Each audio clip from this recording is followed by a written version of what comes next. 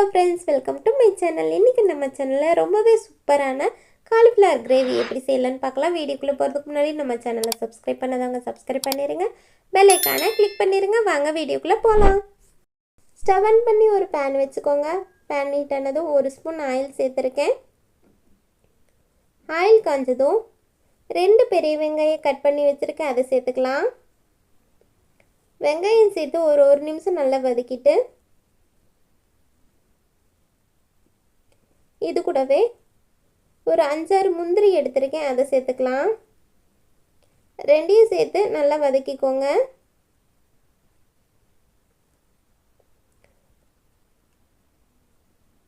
வதக்கிட்டு இது தனியாக ஒரு தட்டுக்கு மாற்றிக்கலாம். மிக்ஸி ஜாரில் இந்த சைஸில் 2 தக்காளி எடுத்திருக்கேன், அதை சேர்த்துக்கலாம். அது கூடவே நம்ம வதக்கி வச்சுருக்க வெங்காயம் முந்திரி ரெண்டையும் சேர்த்து நல்லா ஃபைன் பேஸ்ட்டாக அரைச்சி எடுத்துகிட்டு வந்துடலாம். நம்ம ஆல்ரெடி வெங்காயம் வதக்கின அதே பேனில் ஹோல் பிரியாணி ஸ்பைசஸ் சேர்த்துக்கலாம்.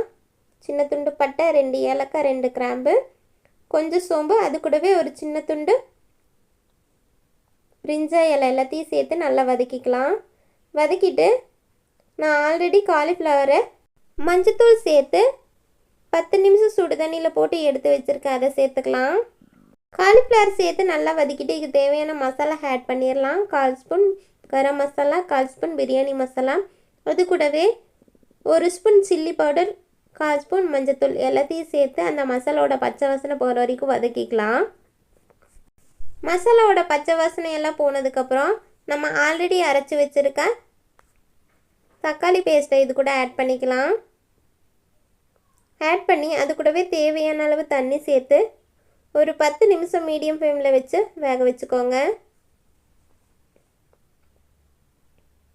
இது கூடவே தேவையான அளவு உப்பு சேர்த்துக்கலாம். எல்லாத்தையும் சேர்த்து மூடி போட்டு ஒரு 10 நிமிஷம் வேக வச்சிடலாம்.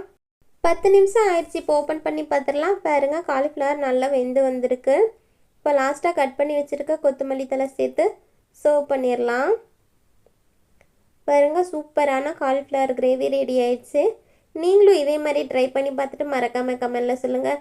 வீடியோ பிடிச்சிருந்தா லைக் பண்ணுங்கள், ஷேர் பண்ணுங்கள், மறக்காமல் சப்ஸ்கிரைப் பண்ணுங்கள். நிறைய பேர் வீடியோஸ் பார்க்குறீங்க, சப்ஸ்கிரைப் பண்ணாமல் வீடியோஸ் பார்க்குறீங்க, மறக்காமல் சப்ஸ்கிரைப் பண்ணுங்கள். தேங்க்ஸ் ஃபார் வாட்சிங்.